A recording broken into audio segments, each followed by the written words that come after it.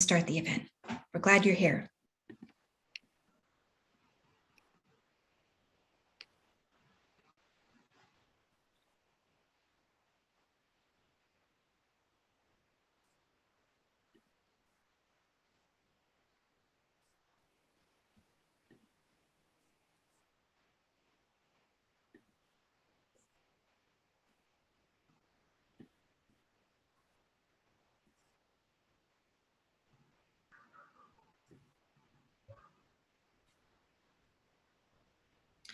Okay, I know people are still streaming in, but I'll go ahead and get some of the housekeeping out of the way. Hello, welcome everyone.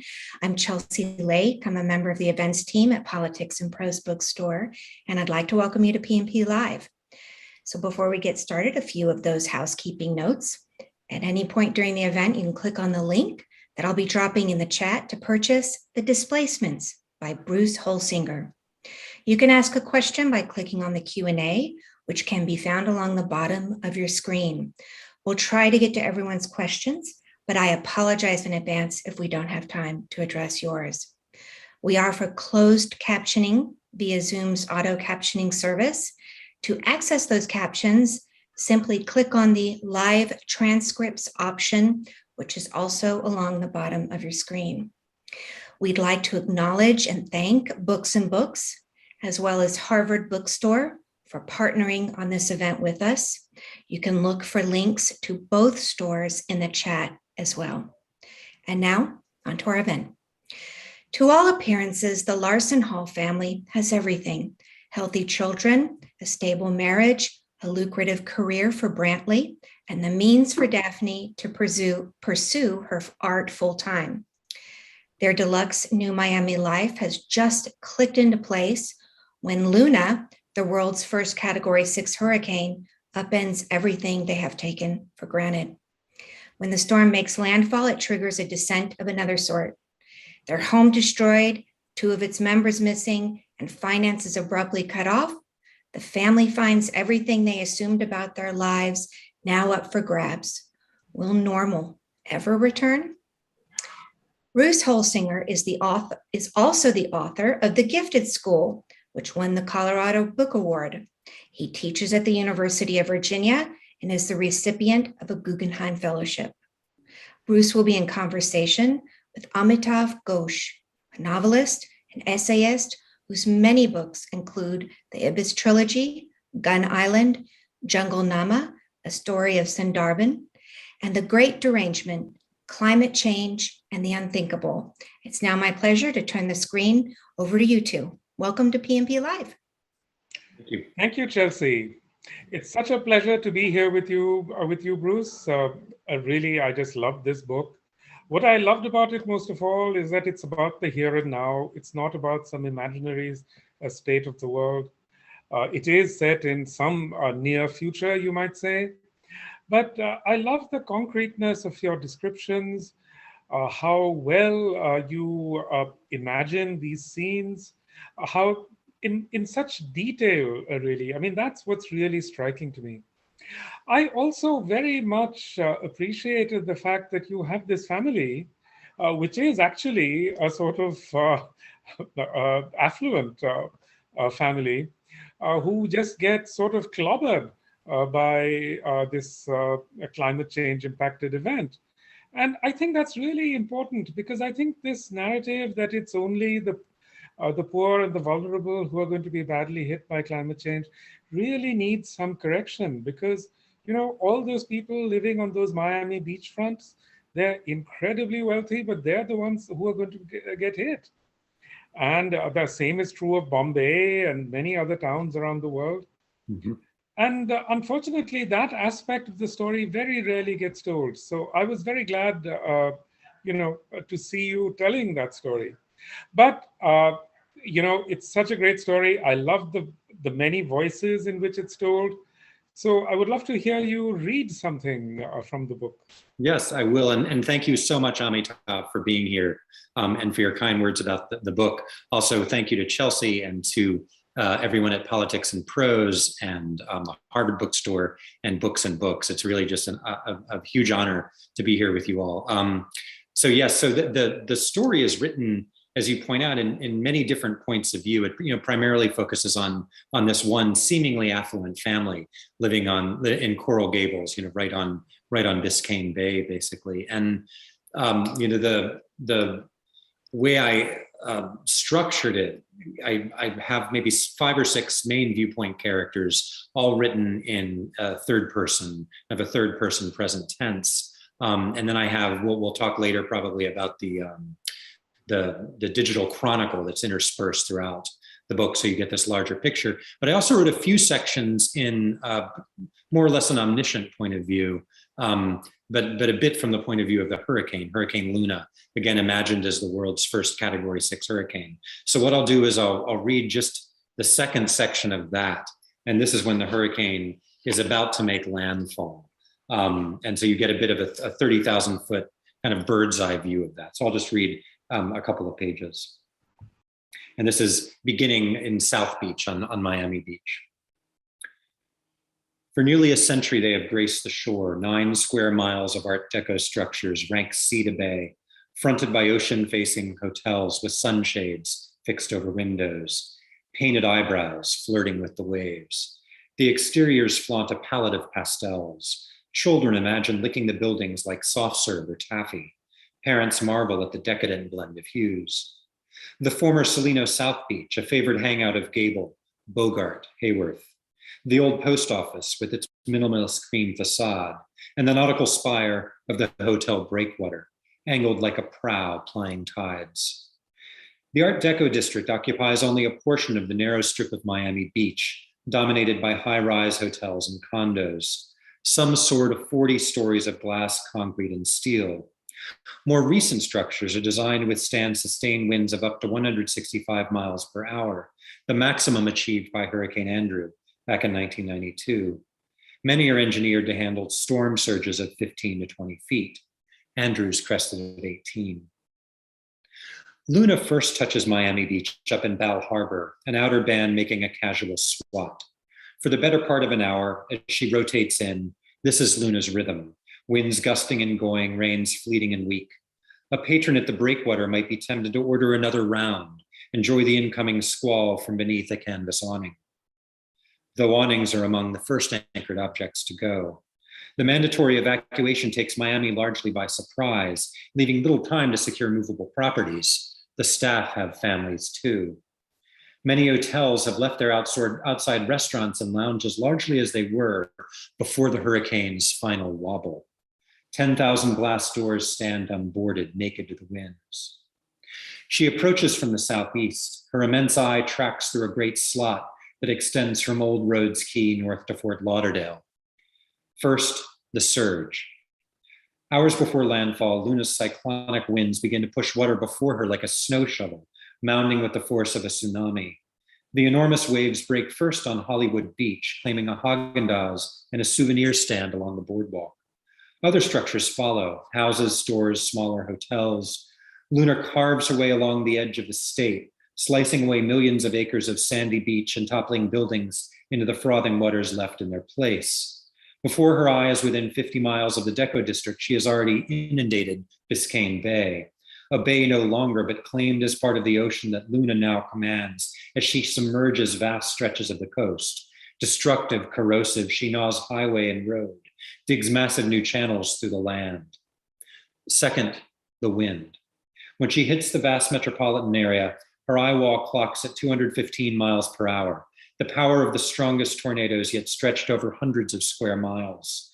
She strikes Miami as if beating on some mountain-sized drum, an invisible membrane that thrums along streets and alleys. She moves like a drunken butcher, flaying skyscrapers, eviscerating offices and conference rooms and lobbies. Tall buildings twist and buckle. The guts of civilization swarm and fly.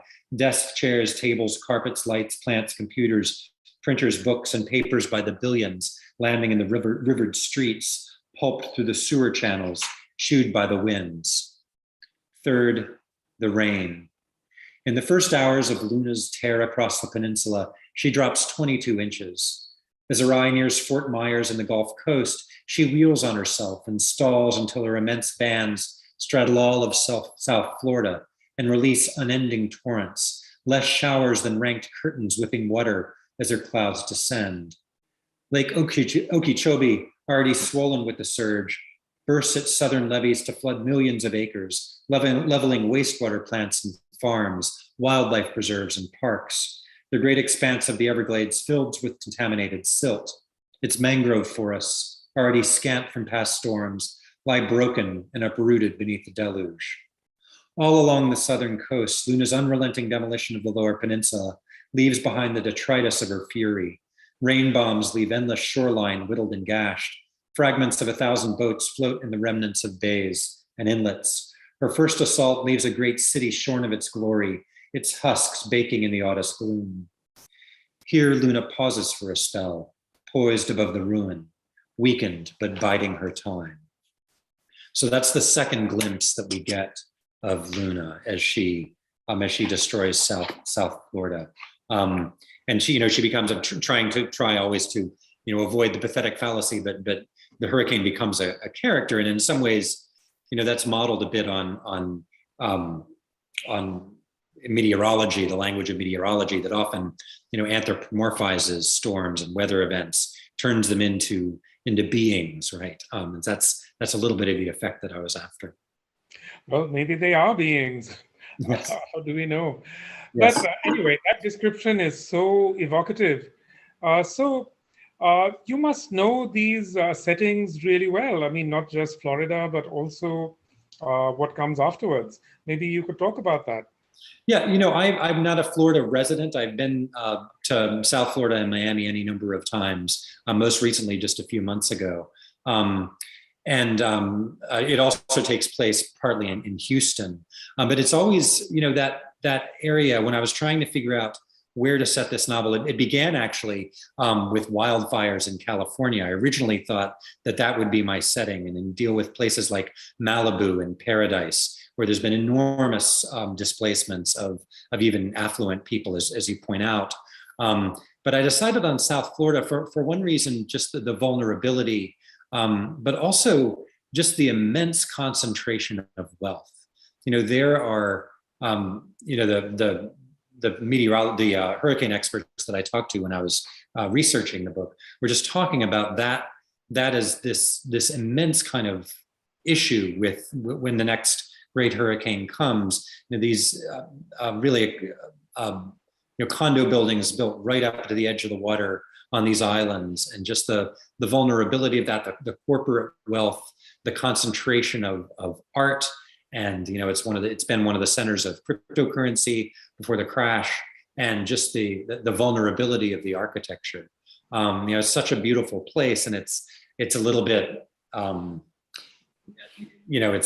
maybe there's some effrontery in writing about it since I don't live there, but there's the vulnerability of it is something that just really strikes me, and that as I was doing a lot of reading about what climate is going to look like, what these catastrophes are going to look like in the coming years, that really just leapt out at me.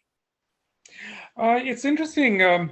You also didn't mention, I mean, there residents are threatened and so on. Mm-hmm. But one of Florida's largest industries is the military. Yes. And, actually, just as threatened as everybody else. I mean, a lot of those military installations are literally going underwater as we speak. So, do you think that these risks and a book like yours will actually make a difference to people who live there? Will they? I mean, the Florida real estate market, as far as I can see, has just kept going up.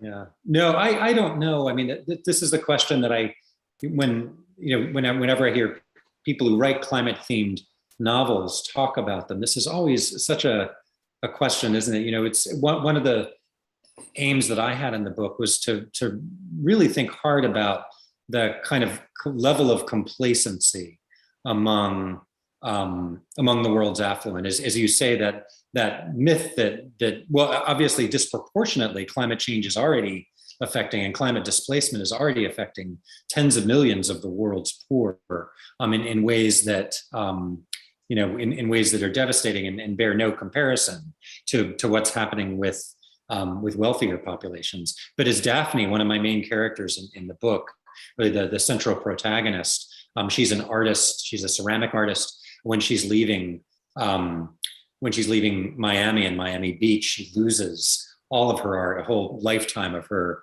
creations. She's just opened a big show in a gallery in South Beach. She has clients in New York, and the destruction of her art is kind of symbolic and resonant of what that means. And she ends up, it's not a spoiler to say, she ends up becoming an environmental artist, and her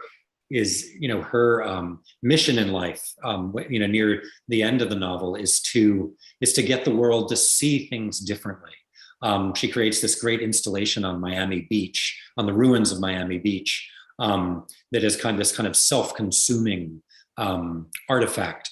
And as she says, that the climate change is coming for all of us. And so I suppose this book is, it's not an op-ed, it's not policy, it's not proposing solutions, but I hope it is, like a lot of climate fiction, including your own, like Gun Island, for example, is, trying to create new models of connection, new models of empathy, ways of seeing problems differently. I think that's all you can hope for. Yes, because I must say, what one does actually find, unfortunately, is that places that get hit by these terrible climate events. I mean, for example, Hurricane Sandy hit New York, which has such an incredible sort of concentration of artists. And it particularly submerged Chelsea in New York, where there are so many artists. And yet, we've not seen any sort of response from artists to Hurricane Sandy. So I don't know that we're going to see this necessarily, but it's nice that you imagined it. Yeah. What about the camp in the interior? I mean, so this is one of the elements of the story. And Chelsea was reading at the beginning the jacket description. But the destruction of Miami and the home of Daphne and her family, it sends an enormous population of displaced persons, not refugees. Those are always contested terms. IDPs, internally displaced persons versus refugees, sends them out into the unknown. And the federal government's response, as I imagine it, is to create, I think it's 18 mega shelters that are scattered across the American South. Mega shelter is a word that really came into widespread usage in the wake of Katrina, of course, when so many people tens of thousands were in a sports stadium, a dome for days on end. But this is a kind of purposeful intervention. And one of the things, in talking to people in relief work, talking to, doing research in FEMA policies and so on, it turns out that, and I'm sure this is something you're aware of, Amitav, that the United States, the policies, there's so many policies designed for external refugees, climate refugees and political refugees, for better or worse. But there are very few kind of policies in place for how you would handle such a massive flow of displaced persons in the United States. So I read a lot of government documents, like how to deal with criminals in mega shelters, criminals who are displaced. What do you do with them once they show up at your shelter? How do you regulate firearms, which becomes a big deal in this mega shelter that I imagine. So Daphne and her family and many others, I think something like 10,000, end up in this mega shelter in Oklahoma at a former state arboretum called Thule Farm. And that's where they stay for some months. And a good chunk of the novel is about what their life is like there, and the kinds of culture that arises in the mega shelter. Oh, I thought that was one of the most interesting parts of the book. Well, I have many questions about that. But one of the questions is, what sort of research did you do for writing that section? Well, for that, I looked a lot at I read a lot about refugee camps and about Red Cross policies, Red Cross and FEMA policies. I talked to any number of people who, including a colleague at the University of Virginia, who's worked extensively in refugee camps with displaced persons. And just because what I was really interested in obviously I'm interested in, as anyone writing a novel set in a place like that, in deprivation and suffering and danger, but I'm also interested very much in resilience and how people create cultures after violent events like that, and what that looks like, and how you can understand. I think is it Jill Lepore, A Paradise Built in Hell? That book about how these provisional communities form after disaster, and this is in the long tail of a disaster, and what that looks like for the people who are there. So I was really interested in how would food be provided, and those details just fascinated me.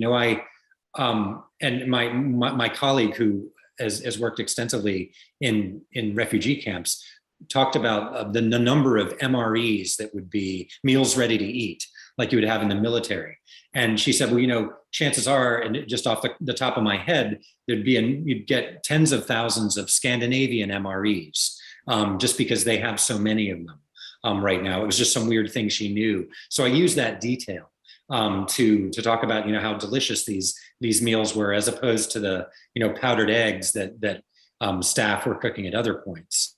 I'm also very interested in the culture of voluntarism and what it would look like. How locals would be recruited into this milieu, and how the officers, how FEMA officials would go about arranging transportation and so on. So those details were.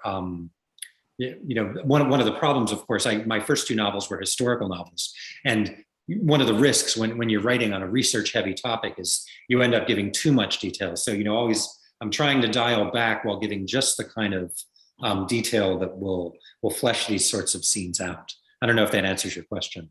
Oh, very interesting. Yes.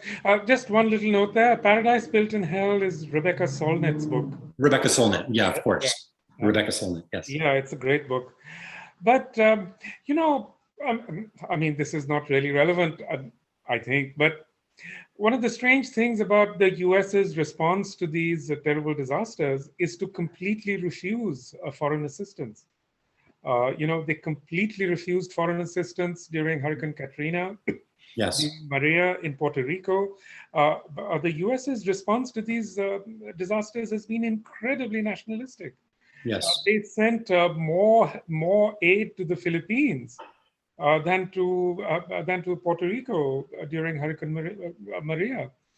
So there is very much a kind of geopolitical aspect to this.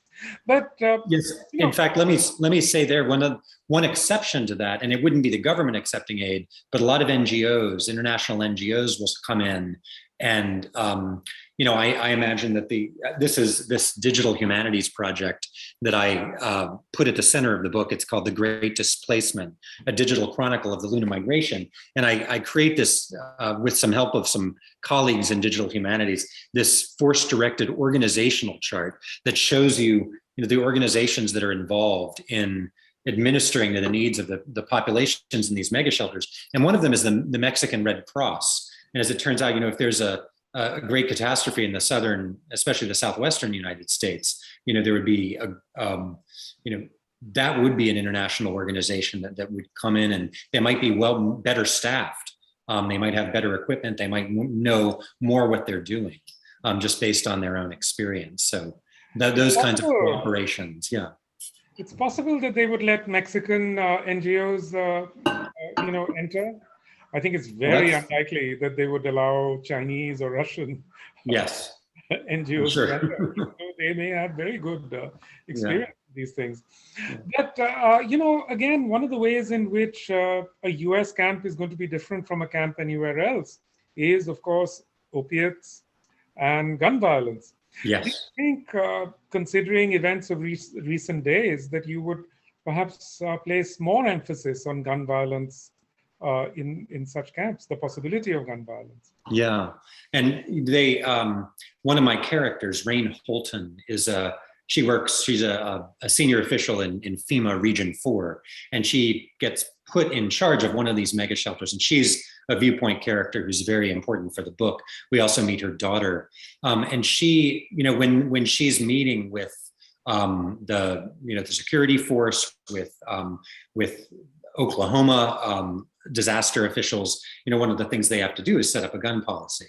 And there are some really, the laws on guns and the inability of any government agency to confiscate them are crystal clear. And so she's wrestling with this dilemma, Rain is, because Rain is really, Rain thinks in the big picture, but she's not thinking about climate change. She's thinking about, how can I run this mega shelter? How can I feed these people for the next however many months? How can I shelter them? How can I keep them safe? She's obsessed with it. And she ended up being in some ways my favorite character to write, even though you only see her point of view 6 or 7 times. But, she comes up with this idea of having the Red Cross be the titular authority in the camp, and they're allowed to confiscate the weapons. And so there's a gun shed, which plays a very important role later. It's a gun shed under 24/7 guard, where the residents have to come in and leave their weapons. And of course, that opens up a Pandora's box, especially given all the factionalism, racial division in the mega shelter. And Rain, like everyone at FEMA, everyone at the Red Cross, are very, very careful not to call it a camp. With the connotations that brings. That was also kind of the rhetoric of disaster relief after Katrina. We call it a shelter. This is not a camp. And so that kind of idiom of disaster relief it also became the idiom of Rain's internal monologue, the way that I imagined her in the book. Oh, I think Rain is a wonderful character. Thank and you. so is Gavin, the kid who gets cheated out of his college education. Yes. But you make his story, really quite an optimistic one. You think? Sort of, yeah. Well, it's interesting to hear you say that, because the emotional content of climate change is something that I really wanted to think about. And Gavin, I think, is maybe the primary conduit of that. So he's Daphne's son, or Daphne's stepson rather, and he leaves. He's in his freshman year at Stanford, or has been in the months before, and now he's home for various reasons that you learn as the novel goes on. I won't spoil them, but he is, he has an experience when he's out in college of having to leave the campus for a couple of weeks because of wildfires and smoke. He makes this point that he remembers from a teach-in about climate change early in the novel, and he remembers this young woman, a classmate of his, during this teach-in. These professors were kind of making morbid jokes about climate change during the teach-in, and she stood up and said, you don't understand. There's a cliche that people think about sex every 12 seconds. Well, that's how our generation thinks about climate change. Right. It's a kind of relentless preoccupation. It's an obsession. It's all we think about. And I don't know if that's true, but it does. It conveyed something of the the emotional devastation aside from the environmental devastation. So I tried to put that in the point of view of the characters, say it's an optimistic book. And I'm so glad to hear you say that, by the end of and I won't say what happens at the end, but I wanted there to be optimism. I wanted there to be, new beginnings, as these, as the tens of thousands, hundreds of thousands of people who are in these shelters scatter to the winds, go back to, where they're from, try to make new lives. It creates a diaspora, as any great climate catastrophe does. That is, maybe there can be hope, new kinds of invention, new kinds of art. I certainly imagine in here, what will those inventions and novelties look like? And yes, there's hope for sure. No, that was absolutely one of the things I really liked about the book. It's Good. not apocalyptic. Yes, no, it's not apocalyptic for sure. Yeah, absolutely. I mean, you see these people, putting their lives together in a basically sort of optimistic way, I would say. But talking about climate change, do you see your work as being a part of a new wave of something or something different? I don't know. I've thought about your one of the things I did while I was writing the novel was avoid reading other climate-themed fiction. And I didn't really even think of this as a climate novel. It wasn't, I wasn't trying to write cli-fi, I wasn't trying to fit into a genre. And I think, that genre is changing under our feet right now.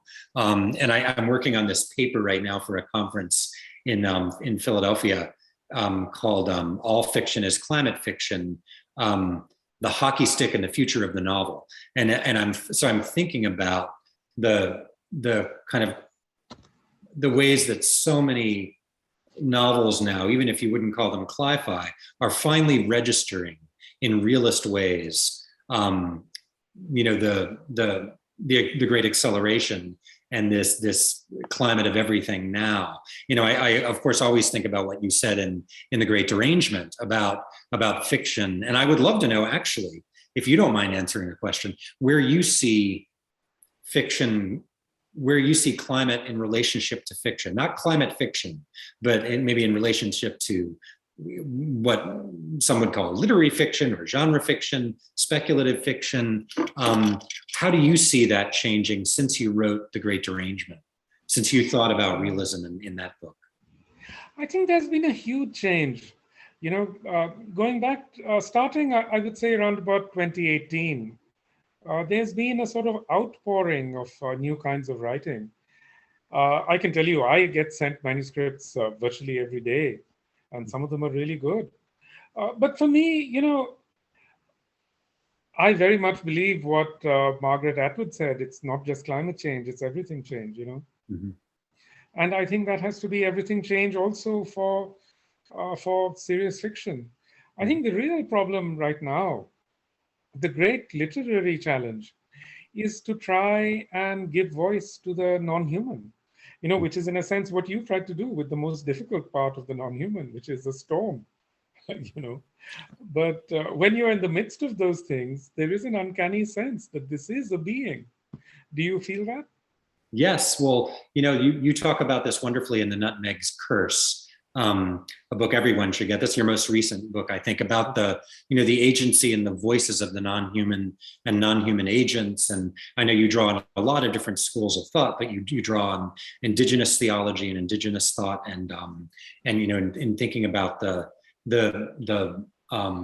various ways that non-human actors are given. And this is also, of course, a theme in the philosophy of object-oriented ontology and literary philosophical studies, the speculative realism, and so on. And again, it's funny and I don't know if you have this, when I'm in the middle of writing the scene, I'm not having any of those thoughts at all. I'm just writing a character. And then, as this happened definitely with Luna, one of the sentences that ends, I think the first time we meet Luna, is Luna, now Florida bound, drinks. And I remember when I wrote that sentence, it was just after Luna turned, and I thought, okay, she has become a character for me that is just as important as Gavin or Daphne or Rain or anyone else that I talk about in the book, or anyone else whose character I inhabit. This storm has become this destructive, malevolent character, a kind of a hydra, or a beast of the apocalypse.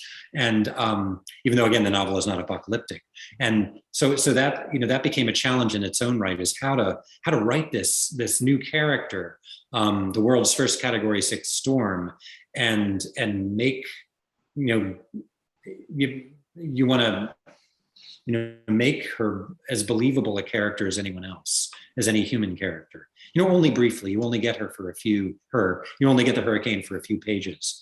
But I think that kind of the incarnation of her thought is something I not her thought, but her actions. How she sees the world is the world that she's destroying. To me, that became a really important part of writing those segments that were from the hurricane's point of view. Using omniscience in that way to kind of carve out that space.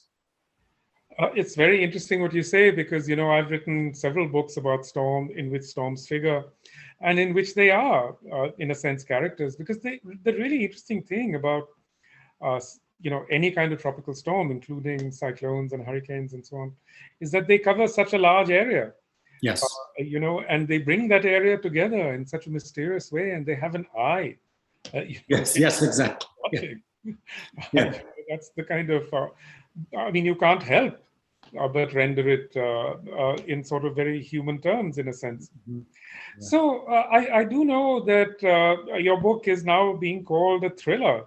Is that something that makes you comfortable or uncomfortable? Well, I don't know why not. I have this discussion with my agent and my editor all the time about what kind of thing I'm writing, because I love writing suspenseful novels. My first two novels were historical thrillers. My last one, The Gifted School, was about snowplow parents trying to get their kids into this exclusive magnet school for gifted kids. But it was very suspenseful, and I try to keep the pages turning, and some that can turn some people off.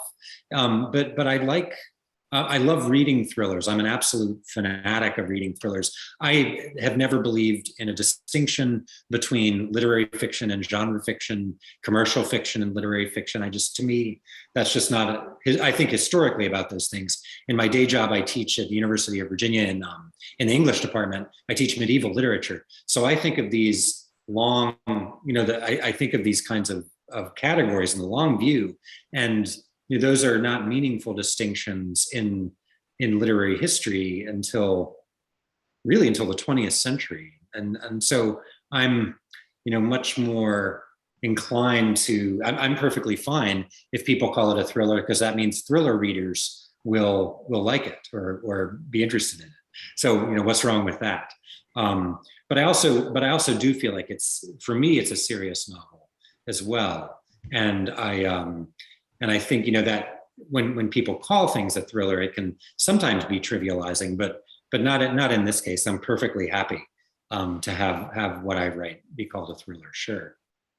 It's an absurd thing to imagine that, books that are about the most pressing realities of our time sometimes are marginalized in this way by being called fantasy or speculation. Yes. Or whatever. I mean, it's crazy. But tell me, since you are a medievalist, do you think that medieval literature was actually more responsive to environmental issues than contemporary literature? That is certainly true, I think, of medieval Indian literature.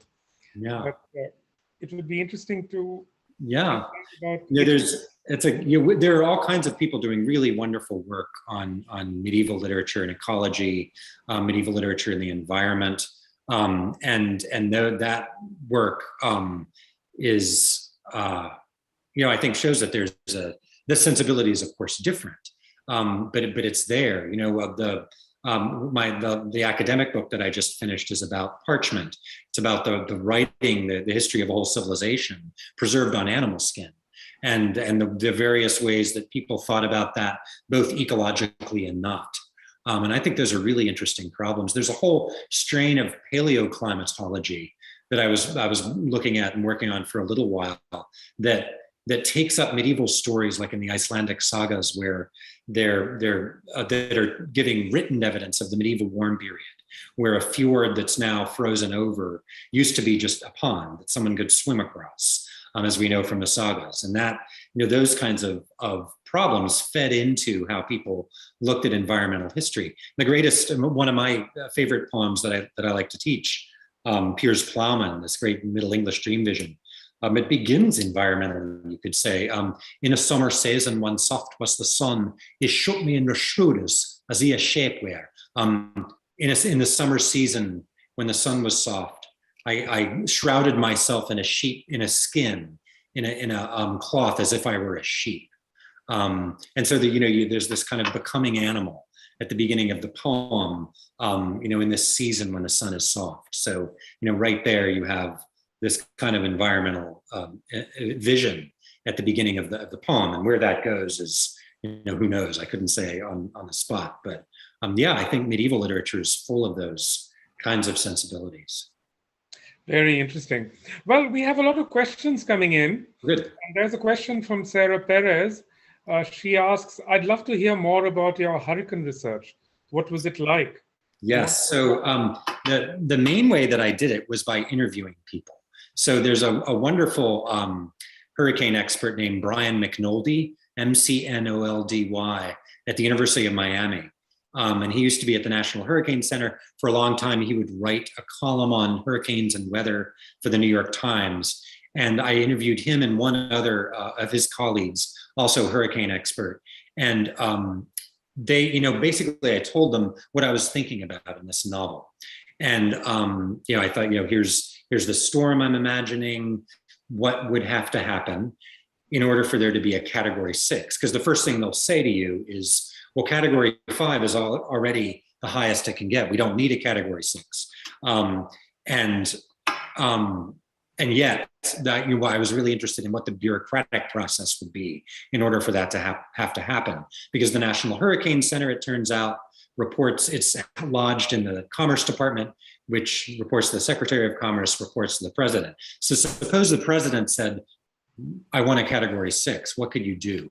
So I had that's obviously inside baseball, but I had a lot of fun, thinking about what that would look like, but also just what the hurricane would do. And I went in having done a lot of reading first before I interviewed these experts. And I thought I knew roughly how catastrophic it could be, but even my novelist imagination didn't go nearly far enough. So they told me things that just floored me about the kinds of damage that a great hurricane of this strength could do, eventually may well do. And so it was harrowing just to have those conversations. So a lot of reading in advance and then some interviews with two people that were exactly the right people to talk to. So do you want to say a little more about those harrowing kinds of damage? Oh, yes. So, well, you see them in the book. I read about them a little. I read them a little bit in that excerpt I read. So Miami Beach is already a couple of different islands. You wouldn't know it if you were on it, but those are the result of a hurricane from the 19th century, I learned. It will turn, a hurricane such as the one I imagine would turn it into an archipelago, a genuine archipelago, with, carving parts of it off from each other. There would be enormous, just urban destruction from the storm surge alone could reach 20, 30 feet. I hate making these comparisons, but they're the ones they made.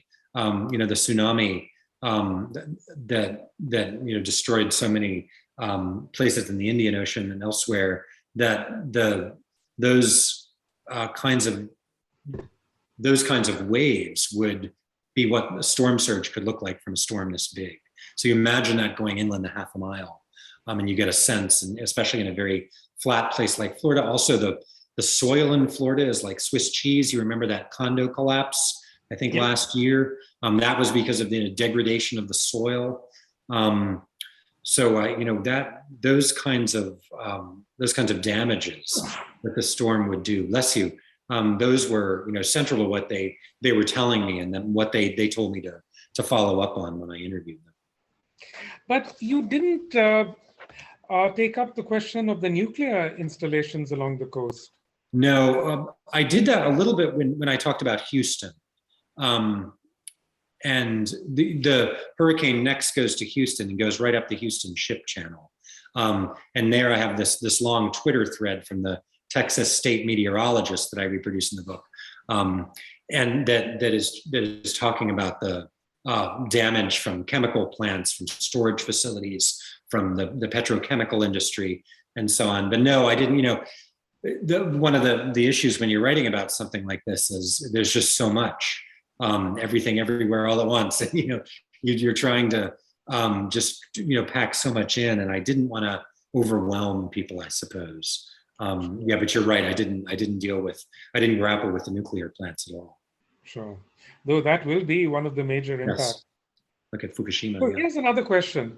Did you set out to write a novel about America's flaws? I did. And that's actually, this novel didn't begin in this form. Originally, I started writing a novel about democracy, and I may return to it sometime, but it was about what would happen if you moved populations of people into very scantily populated states like Wyoming in order to change the electoral college. And the mechanism of that was to turn red states into blue states. How many people would you need? In Wyoming, you'd only need about 60,000 people. And I thought, okay, that's really interesting, because that's how many people you could expect to be evacuated, let's say, in a fairly small climate event. What would that, and so that was my original idea, and I ended up thinking, well, actually the real heat in this book that I was working on is what's happening in these mega shelters. And that's where I want to be. So the novel kind of turned in a very early stage, when I'd only written, 10 or 20,000 words. It turned into this, and that's the problem that I wanted to deal with. So yeah, it's a great question. I did, and so America's flaws are legion, and this book is trying to get at them in a lot of different ways. I have one of the structural elements of this novel, if you don't mind me bringing this up again, is this digital humanities project, and you get oral testimonies from a lot of different kinds of people, and they're presented as in the form of these transcripts with audio that you can play. If this were a real project online, here of course all you're getting is screenshots of the design. But I have interviews, or I have first person accounts from the former governor of Florida, who didn't order evacuation in time, who didn't believe it. We've been National Hurricane Center, these bureaucrats have been telling us for years to leave. We don't want to leave this time. You can imagine that kind of thing. Also, from the CEO of an oil company in the wake of the hurricane, which is pumping more oil than ever out of the shale and out of the big basin in Texas, and so those much morally more disturbing elements of American life. There's factionalism inside the mega shelter, where people are dividing by race and ethnicity. There's gun violence. So I'm really trying to think about the flaws in the country, and how pathetic our responses can be to disaster, but also how there are people who want them to be better and are working towards that. And that's Rain and her crew, Rain Holton, is trying to hold on, trying to get people through. Yeah, Rain is a wonderful character. So here's another question. What surprised you in your research of climate change and/or the American response to natural disasters? I suppose what most surprised me is that, given the political situation over the years, it's not a huge surprise that there wouldn't be policy documents for how we're going to move this number of people in case this happens. There are models for disaster response in Houston, for example, and in South Florida, Miami-Dade. But what does that look like from a national perspective? And I just assumed I would find a lot more laws, a lot more regulations, a lot more things that would help me imagine the world of a mass internal displacement from the point of view of the government, state government and federal government. And sure, of course, there are all kinds of guides for things, guidelines, but there's surprisingly few of them. So I think, and Amitav, you brought up the military at the beginning. It's the military, actually, that's in some ways the most well-prepared of all U.S. institutions. And, even under Republican administrations, they're actively planning things like how to deal with Langley Air Force Base, for example, in Tidewater, Virginia, and what's going to happen to that. There are people already in the military already thinking about that very cogently, and what that's going to look like. And so, it's horrifying to think that it's, maybe the military is much better prepared for what's coming than a lot of the civil and civic institutions. So that's one of the things I think that surprised me. Yeah, it's one of the interesting things. I mean, they are better informed, better prepared, and at the same time, they're the world's guarantor of the fossil fuel economy. Exactly, yes. So it's that peculiar contradiction that we're all caught in. So here's another question. Do the large groups in the mega shelters set up governments or hierarchies for managing daily lives? It's a great question. Not governments, because there is an administration of the mega shelter. but there is a kind of factional division, and there are work crews that get established. But the most, actually, the thing in the mega shelter that most resembles government is this game that the kids play. So the novel opens with Mia, who is, from the point of view of Mia, it's weeks later, and Mia's already a couple of weeks into the mega shelter, and they're playing a game called Range, and they have these different squads, and they're very, there's thousands of kids in the mega shelter, and they're all divided into dozens and dozens of squads, and they have these squad loyalties. They make up their own rules. It's a game I just completely made up. So they're making up their own rules. Their own systems of punishment and reward and retribution. The game carries a lot of their, as a metaphor for what's going on in the camp in terms of the division of people in the factions. But it's also just the way the kids kind of, establish this sort of order in their own. One of the ways they make order out of the world is to play this game.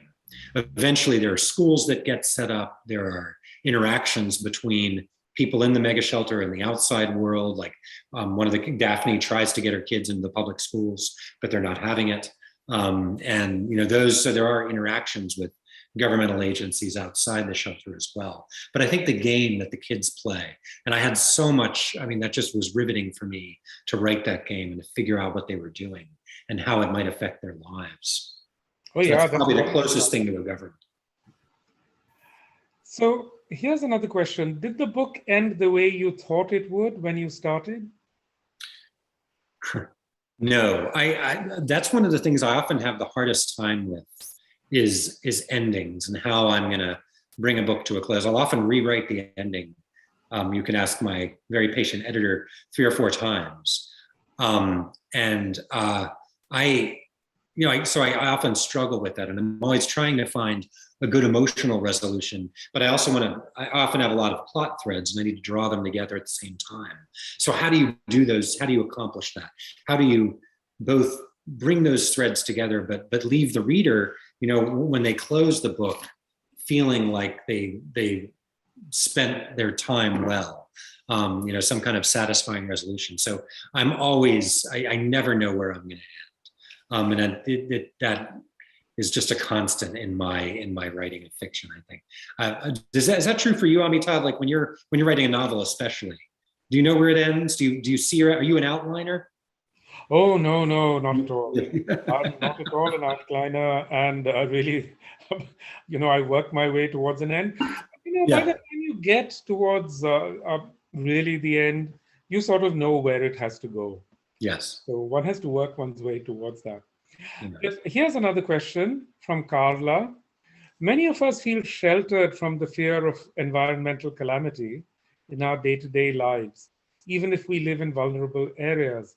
Do you think there's a sense of denial, deliberate or otherwise, among those who live in these threatened areas and among those who continue to develop them? What explains our willingness to stay? That last question is wonderful. What explains our willingness to stay? It's a really tough question. One of my characters, now I'll just answer it through the novel.